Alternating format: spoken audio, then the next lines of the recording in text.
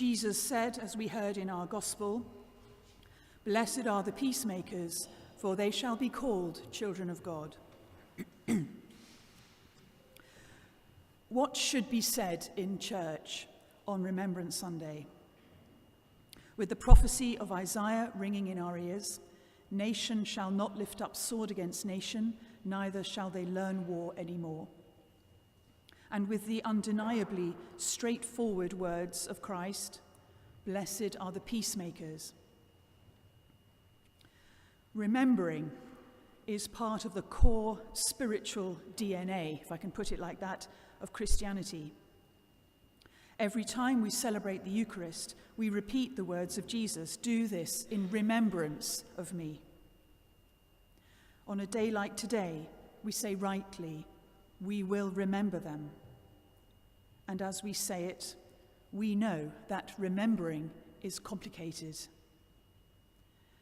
Because we remember the violence and grief of war, and both the courage and the heartbreak that it brings in its wake. But isn't that exactly where religion and faith lives and breathes? With the paradoxes and complexities, with the unknowns of human beings who wage war even while yearning for peace, who grieve even while they are proud, who must and will honour the mostly young men and women of our armed services who've sacrificed everything or who have been life-changingly injured, even while working or arguing for war never to be fought again. There are sometimes polarized views about church and the armed forces. For me, I am 100% with the uncompromising non-violence of, say, Mahatma Gandhi, until I get to 1930s Germany. And then I can't help but listen to the complex decision-making of Dietrich Bonhoeffer, who, despite being a pastor and a theologian committed to peace, came to the conclusion that he had no choice but to be part of the plot to kill Adolf Hitler. I don't know what I would have done. I don't know if you know what you would have done, but I listen to his voice and his wrestling with his conscience with respect. And in my last role before I came to St. James's, as some of you know, I was responsible for working with the Ministry of Defence, overseeing the commemoration services after the deployment of British forces in Afghanistan and Iraq, the latter being one of the most complex and controversial liturgies to navigate, given the contradictory reactions that had started to overwhelm the way the conflict was being remembered long before Chilcot reached his conclusions. Here at St. James's, a group went in 2016 to Srebrenica to meet people there and listen to the story of the atrocities committed there. And we've worked with the organisation Remembering Srebrenica ever since. And in 2018, a group of 30 of us went on a pilgrimage to Berlin, Auschwitz-Birkenau, and Nuremberg to educate ourselves more deeply about the life and witness of Dietrich Bonhoeffer, to visit the shattering and unforgettable Auschwitz-Birkenau, and then to go to Nuremberg to learn more about the trials and the development of human rights legislation. And in that same year, I was in Syria for 8 days with a group of artists, clergy, journalists and writers visiting Damascus, Homs and Aleppo during the war to listen to the experience of ordinary Syrians, also visiting the minority Christian churches there, exhausted after years of war. In listening to the prophet Isaiah, that swords shall be beaten into plowshares, we reflect on how wars might end. And the reality is that real-world wars rarely end with the total and unconditional surrender of one side. As one commentator has written, the way to think about the end of a war is not so much a boxing match with a knockout, but rather as a political relationship that essentially continues with actual force no longer being used. A particular relevant observation for us here, who have the highly respected think tank on Foreign Affairs and Diplomacy, Chatham House, in our parish.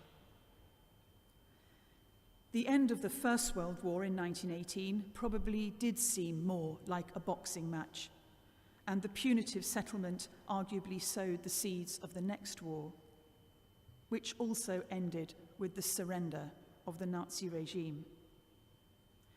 But since then, just as wars have affected non-combatants more and more, where the line between the home front and the frontier of the war itself is much more blurred, so have the ends of wars been less definite and arguably more confused. The line between war and peace is confusing. And the battle for the narrative of peace is just as important as any battle fought in real time with weapons. And so Remembrance Sunday in this generation means that the voices of civilians are key alongside military in remembering the catastrophe of war. Leah will read for us now a poem by Margaret Sackville, writing about her experience of 2 world wars.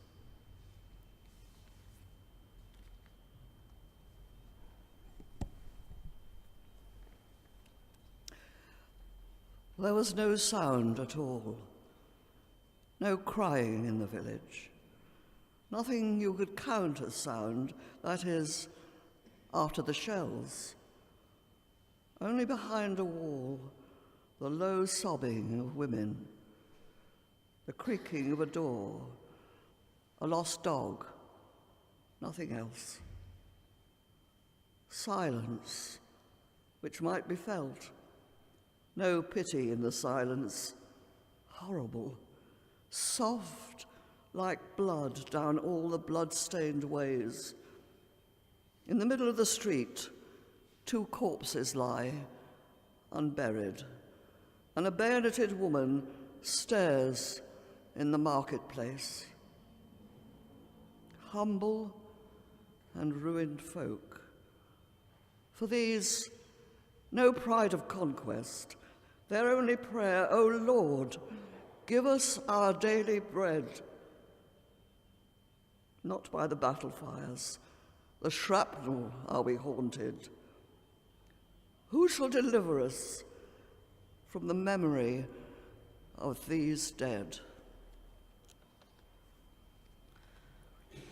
Humble and ruined folk, said Margaret Sackville, whose only prayer is, "Give us our daily bread." The ending of wars, they're most often messy and leave whole populations begging, "Give us our daily bread." Words that are deafening today from the population of Afghanistan on the brink of famine. Words that we ourselves will say later in this service. What is our direct connection to the prosecution of war and the making of peace then? One of the key reflections that we learned as a church after our visit to Berlin was that the way we speak about each other in society is something within our control and something that is hugely influential in whether, as Isaiah says, we can ever hope not to learn war anymore. So perhaps this is a reflection for us today. It's often said that we live in a secular society. I don't quite agree with that, although of course the influence of organised religion is much less than it was. I think we live in a highly credulous society. We're often ready to believe almost anything if it shores up our own previous preconceptions and prejudices. The incredible connectivity we have available to us through the internet gives us access to a vast array of stories and opinions, but the truth is that we generally listen to the voices that we already agree with or think we will. We go to talks of someone that we might already agree with in large part, very often in what we've come to know as echo chambers. We're also living in what PR companies call filter bubbles, That's where we not only rarely hear a profoundly contrary voice in a way that we can listen and engage with it, but also that all our information comes from a similar source to the people we speak to. We may read similar newspapers or watch similar news programs, for instance. This leads to us living, despite all our connectivity, in silos, more divided than ever. It was during the First World War that the American Republican Senator Hiram Johnson coined the phrase, "The first casualty when war comes is truth." And it's because the truth of that sentiment is recognized that both truth and reconciliation are necessary for any settlement of a just and lasting peace. It is human beings who make war, and also who make the environment in which war seems possible. And it is human beings who can broker peace. It's not some alien, overarching philosophical blueprint to which everyone is enthralled. The making and ending of war is full of provisionality, daily, ordinary decision-making, not divorced from the realities of the personalities in the room at the time. And it grows in the earth of ordinary, day-to-day peacemaking, about which every single one of us here has choices to make every day by what we say and how we say it. War is only possible when we've started to believe that the other is fundamentally not like us. And this othering language starts maybe innocuously enough, but ends in war. Making peace involves a difficult logical path, which means not only accepting that others are different from us and want different things, but might be unrecognizable to us until we start to speak and listen. The witness of often young people is incredibly powerful in this way, even in the midst of a war situation. Ben will now read to us an extract from the diary of Amal Salman, who was aged 13, living in Baghdad during that war in Iraq in 2003. Friday, March the 21st. Today is Baghdad's turn. At 8:10 p.m, the siren was heard. Omar was talking about war when a missile flew just over the building. Then at 9, the bombings were louder. We were crying from the sound and the shaking of the buildings. So we went to the front of the house. The Saif family were crying in the street. We went inside, where Hader fainted. I am writing, and the house next to our building is shaking. It is now 9:35 p.m, and all the families in the house are terrified and crying for God to bring the morning. We went on top of the roof and saw smoke coming from the palaces and smoke not far from our building. At 10:30 p.m, the bombing resumes. I've never seen anything like this. I'm so afraid, and tears are running down my eyes, and I'm saying, "Oh God, dear God." Saturday, March the 22nd. It's 3:16 p.m. The bombing is now throughout the day too. At 2:15 a.m, a very loud sound. A mother was up, terrified. At 4, loud explosions are heard. God, why must we torment and suffer? Sunday, March the 23rd. We went to Al Fana Hotel, and they were all peaceful people. It was a joke, because they wanted to celebrate my birthday. We were sitting with Jamal, the journalist, talking about peace, when suddenly, big bomb sound frightened everyone. At 5:30 p.m, we saw a plane. It shot 3 times, very loud and intense. We saw on TV US soldiers and other prisoners. Prisoners were from Texas. What is the fault of these dead soldiers? What is the fault of their families and their mothers crying for them? Why this war? Sirens sounded at 7:08. US planes hit us. We have hope, and very big hope for peace.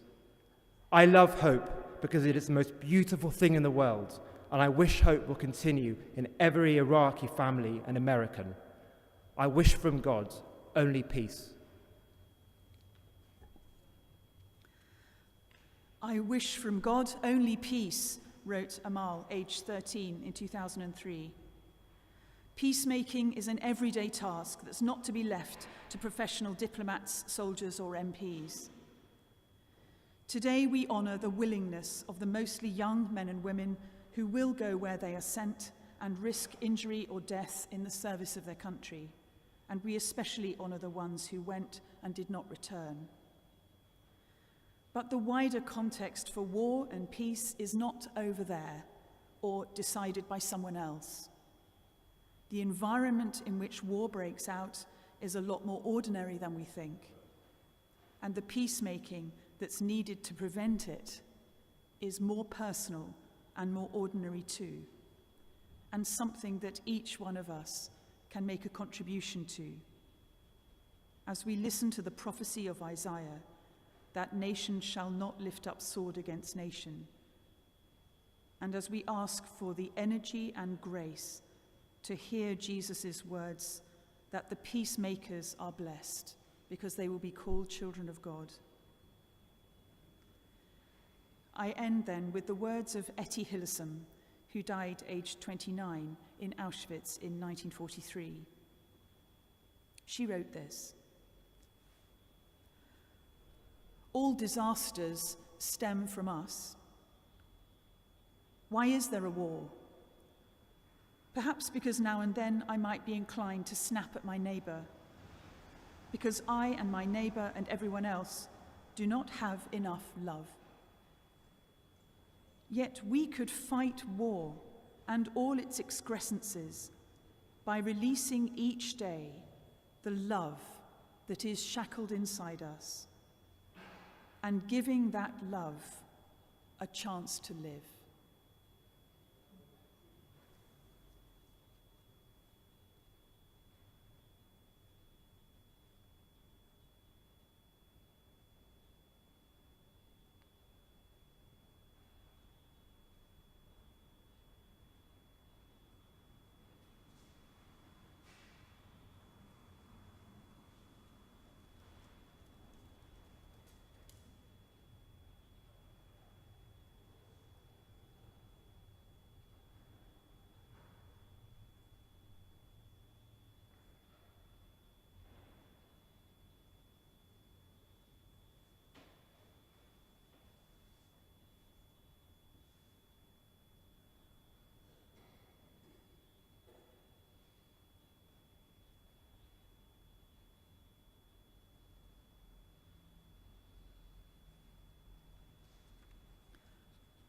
Amen.